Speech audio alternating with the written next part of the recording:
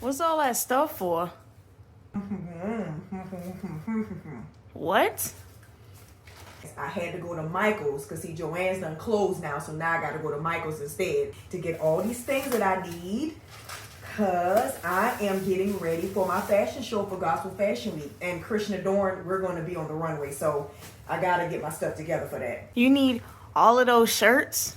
Yeah, because that's how I create. I upcycle, so I pretty much take things like shirts and yarn and all these cool things, pearls for all my pearl girls. Like I pretty much take all these cool things and I just make like an amazing design out of it. That's just what I like to do. So yeah, just got to get ready for my next fashion show. Are you coming?